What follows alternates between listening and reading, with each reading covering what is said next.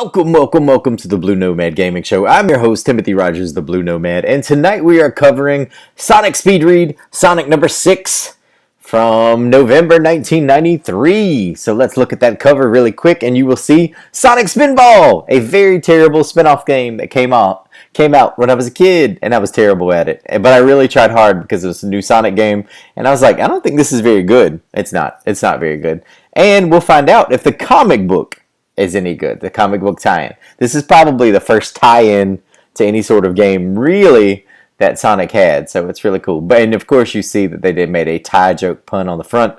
Oh goodness, I'm so glad they could squeeze a pun in there. Alright, so let's move on to the actual comic. So we start off with the Freedom Fighters getting ready to do their thing.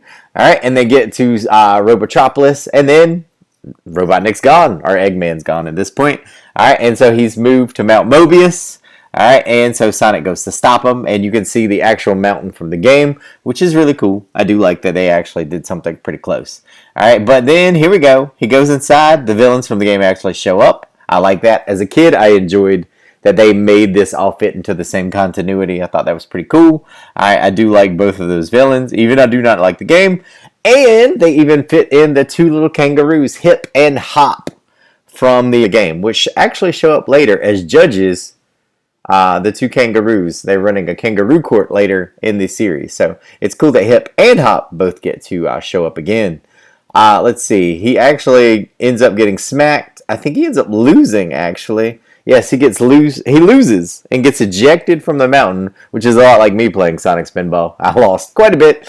All right, and then he says, I'll come back later. And then he never does. Okay, so that story was it's fine. It's basically just like somebody played 15 minutes of the game, and then they wrote a story based on it. So the next one is the Sonic's Christmas Carol, and this will be the first instance where they stop calling him Boomer, and they start matching with the cartoon and start calling him Rotor. So you can see that they say Rotor here. So this is the first instance where they start using that name. Alright, so anyway, it's a terrible Charles Dickens ripoff of A Christmas Carol. There we go, A Christmas Carol.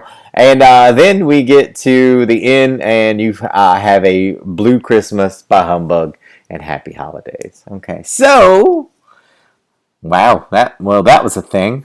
So none of that was very good. None of that was very good at all. It kind of hurt to read. It really felt dated. It didn't feel very good at all. So let's go back and let's see what I liked about it. Number 1, I liked that is a game tie-in. I did like that part. That's cool. I do like that.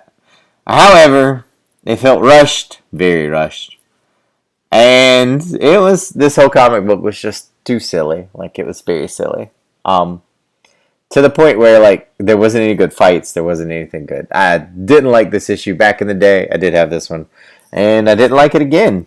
So my taste might have evolved. However, this comic book has not. So let's go ahead and put a number on it and close it down. I'm going to give it a 1 out of 5.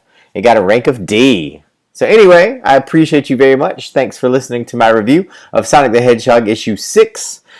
Join me next month for Sonic the issue number 7, and hopefully we'll get a quality issue. Until next time, stay true, stay blue, and God bless.